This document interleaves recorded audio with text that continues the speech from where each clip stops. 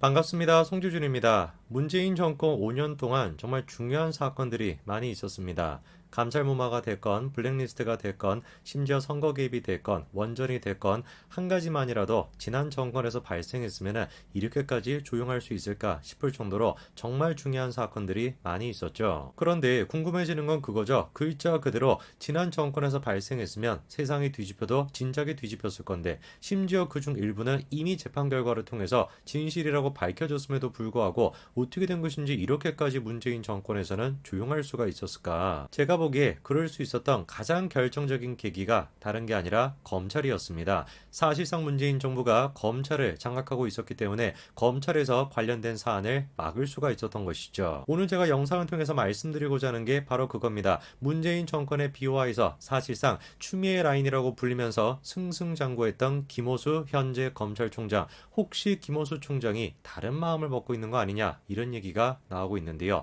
어떤 내용인지 같이 한번 보시죠. 최근 들어서 박은정 지청장이 굉장히 시끄럽습니다. 여러분도 잘 아시는 것처럼 분당에는 많은 대기업이 들어와 있습니다. 특히나 최근 들어서 이 기업들이 사옥을 짓는 경우가 많았는데요. 논란이 되고 있는 내용은 그렇게 사옥을 짓거나 사업을 하는데 필요했던 민원 처리를 위해서 수십억, 그리고 적게는 수억 가까이 성남FC에 후원을 했다는 겁니다. 사실상 그러다 보니까 그때 당시 성남FC의 구단주, 즉 이재명 성남시장이 제3자 뇌물죄가 적용이 되는 거 아니냐라는 논란이 있었고, 실제로 관련돼서 경찰이 수사를 했지만 혐의 없음으로 불송치 처리가 됐었죠. 그런데 그때 당시 고반인의 이의 신청으로 검찰의 재수사가 이루어졌는데, 그 검찰의 재수사를 박은정 지청장이 뭉갰다라고 하는 게 현재 성남FC 논란입니다. 물론 어떤 분들은 그렇게 얘기하실 수도 있습니다. 지금까지 나왔던 모든 논란이 사실상 일방적인 주장인 거 아니냐, 박하연 차장검사가 사표를 냈다라고 하기는 하는데 그거를 뒷받침할 수 있는 물적 증거가 없는데 일방적인 주장인 거 아니냐, 이렇게 얘기하실 수도 있습니다. 그런데 박은정 지청장이 얘기하고 있는 걸 들어보면은 그렇지는 않은 것 같아요. 놀랍게도 해명을 했는데 내용이 뭡니까? 8,500쪽에 달하는 수사 기록을 꼼꼼하게 읽어보느라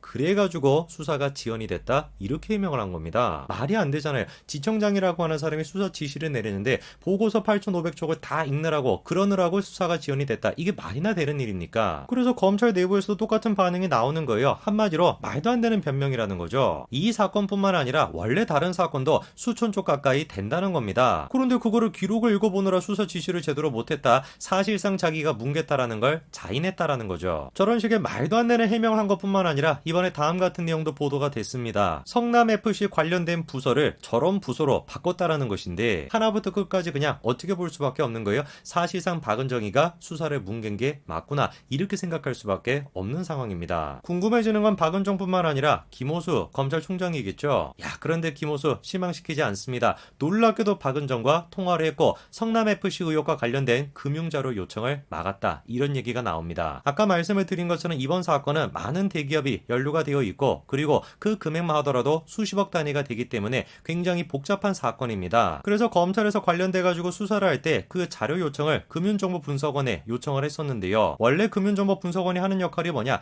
의심이 되는 자금의 출처에 대해서 그리고 그 경위에 대해서 조사하는 게 금융정보분석원입니다. 그래가지고 검찰에서 관련된 자료를 확인해 달라고 대검에 요청을 했는데, 놀랍게도 김호수 총장이 박은정 지청장과 전화 통화를 하다가 해당 요청건을 다시 검토해보라 라고 지시를 했고, 그리고 박은정이 보고를 묵살하면서 수사가 더 이상 진척되지 않았다라는 거죠. 논란이 커지니까 대검찰청에서 다음과 같이 해명했습니다. 김호수가 직접적으로 박은정에게 FIU 금융정보분석원 요청건에 대해서 반려 지시한 사실은 없다라는 거죠. 단지 그냥 절차 준수 문제점에 대해서 언급했을 뿐이라는 건데, 그 절차 준수 문제라는 것이 뭐냐, 성남지청이 경찰에서 별도로 수사 중인 내용까지 함께 묶어가지고 금융자료 제공을 요청해가지고 그게 절차적으로 문제가 된다, 이런 지적을 했을 뿐이라는 거죠. 실제로 보니까 경찰의 수사 대상은 네이버가 됐거나 두산이 됐거나 6개 기업 전체 다였고요. 성남지청이 수사하고 있던 곳은 네이버 한 곳이었습니다. 아니 그러면은 전체 다에 대한 자료 요청 말고 네이버 한 곳에 대한, 성남지청이 담당하고 있던 네이버 한 곳에 대한 자료 요청, 그것만 허가해 줬으면 되는 거 아니겠습니까? 말도 안 되는 변명을 하는 것이죠. 그런데 지금 타이밍에 어떤 분들은 좀 궁금해하실 수도 있어요. 야,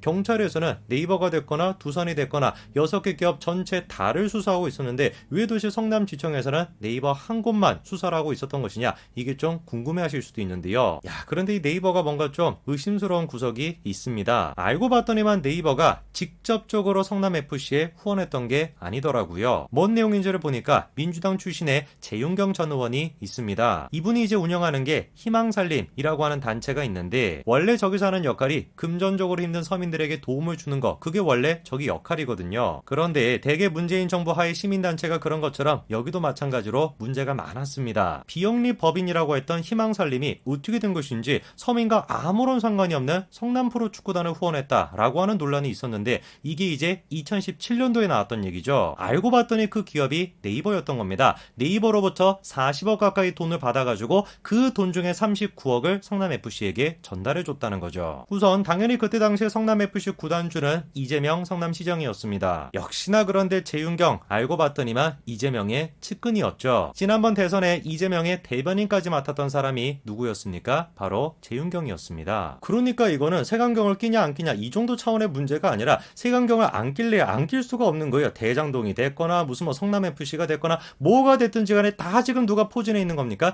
이재명 측의 사람들이 다 포진해 있는 거예요. 사건이 이렇게 조금씩 밝혀지는 와중에 우리가 좀 주목해야 되는 사람이 김호수입니다. 뭔가 김호수가 지난번과는 좀 다른 반응을 보이고 있습니다. 해당 사건에 대해서 굉장히 적극적인 모습을 보이고 있는데, 물론 이제 이제 와가지고 진상조사 똑바로 해라, 철저하게 밝혀내라 이렇게 얘기해봤자 뭐로밖에 보이지 않습니까? 언론 플레이 하는 거다, 쇼하는 거다 이렇게밖에 보이지가 않죠. 그런데 우리가 좀 주목해봐야 되는 게 뭐냐면, 김호수가 검찰총장이 되고 난 뒤에 그 뒤에 뭔가 좀 묘한 행보를 보였다는 거예요. 우선 우리가 주목해봐야 되는 게 박범계 법무부 장관과의 관계입니다. 지금까지 그냥 김호수는 박범계의 그림자다, 그냥 있으나마나한 존재다 이런 평가를 받았었는데요. 놀랍게도 그런데 작년부터 김호수가 어땠습니까? 대놓고 박범계에게 반항하는 듯한 그런 모습을 보였었습니다. 문제가 뭐냐면 저게 작년에 일시적으로 했던 것이 아니라 지금도 마찬가지로 이어지고 있다는 거예요. 이번에 법무부에서 다음 같은 공고를 했는데요. 검사장 신규로 임명을 하는데 놀랍게도 그 사람을 외부에서 임명하겠다 이런 얘기가 있었습니다. 그런데 그렇게 공고를 내고 난 뒤에 닷새 만에 해당 공고를 철회를 시켜버렸는데, 그 배경이 누구였냐? 김호수의 반대 때문이었던 거예요. 김호수가 작년부터 시작해가지고 묘한 분위기를 지금 보이고 있는 거죠. 문재인 정권에 대해 가지고 반항하는 듯한 그런 모습을 보이고 있는 겁니다. 그러다 보니까 일각에서는 대선이 가까워지다 보니까 김호수가 변했다 이런 평가까지 나오고 있습니다. 정말로 김호수가 총선이 다가오면서 권력의 추가 다른 쪽으로 향하고 있다, 문재인 정권 쪽이 아니라 다른 쪽으로 향하고 있다라는 걸 간파해가지고